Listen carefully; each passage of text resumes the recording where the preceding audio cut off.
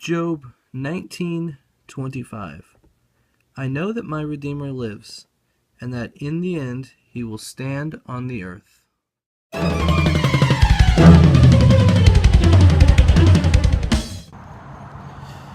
Hey guys, just got done thinking orange. And the moon. Wide shot. Yeah, it's pretty good. On a eventful night. Played a few random games. The kids wanted to run 5 laps around the Awana circle, so I let them. And then they were exhausted after that. So, but it was fun. Yeah. One thing to note, I do want to bring up. I'll lean out here so you get a bit of light on me. One thing to note about Agents of S.H.I.E.L.D. last night. I want to get this before I forget to say anything. Because I was in the middle of watching it when I closed out my vlog yesterday. Well, I mean, the rest of the episode went kind of so-so. A few things happened here and there. They left things up in the air as far as the storyline that they're directly working with, and it seems to be continuing next week.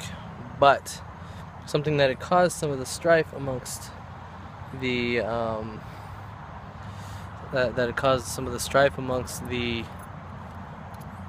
Shield members since Winter Soldier was that some people didn't think Coulson actually had Nick Fury's endorsement, and so they thought he was just like trying to run the show because he wanted to,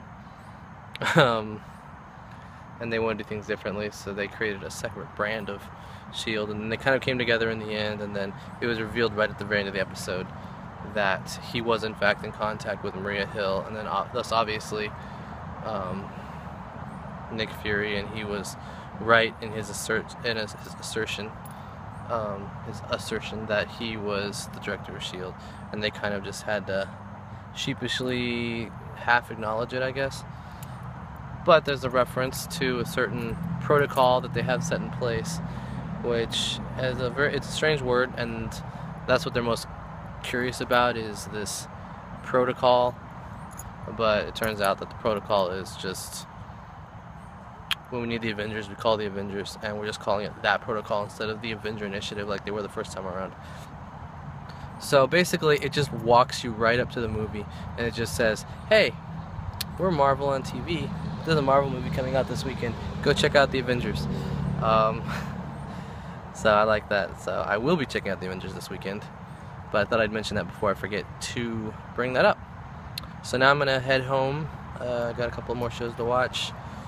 And yeah, whatever. So, catch you later. Okay. Came home, watched Survivor. Interesting episode. The one my pick was eliminated last week.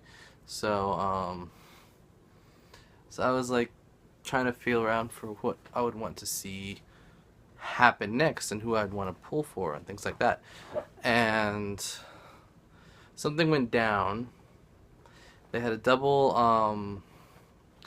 immunity, of 1 man and 1 woman. Theoretically, if a certain thing had happened,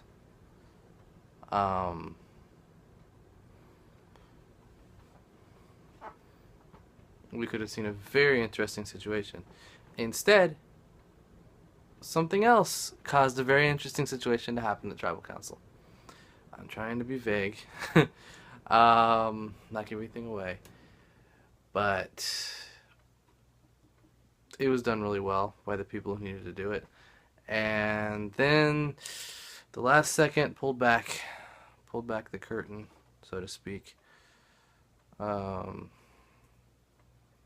It's interesting because it saves a person that can make an impact by having it play out the way it did. That person would have been doomed instead, it turns out. No, actually, it would have been a tie. Alright, I'm starting to give stuff away. I need to stop talking about it.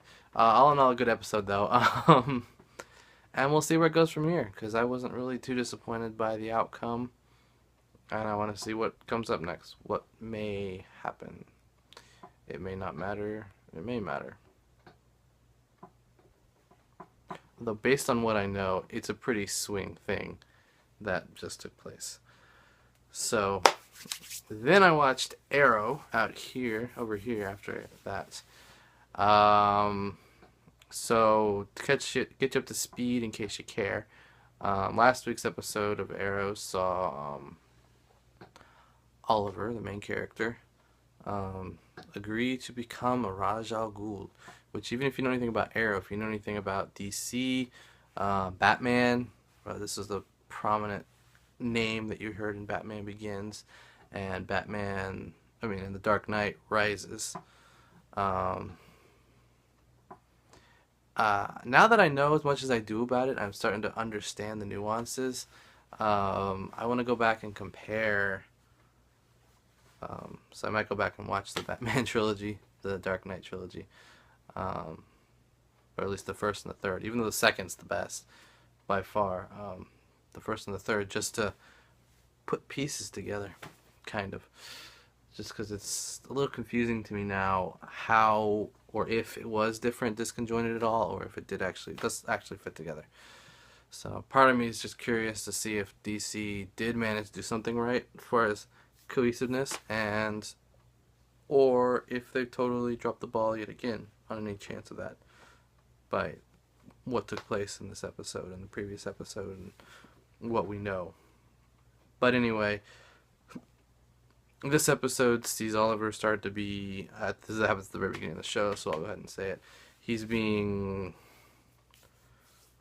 brainwashed, not brainwashed. He's being tortured, kind of, and trained at the same time. And the combination of things is trying to brainwash him, and so he's very quiet when we see him in the episode, and everyone else is being told what's going on. Or they're aware of what's going on with him, and they're not wanting to believe it.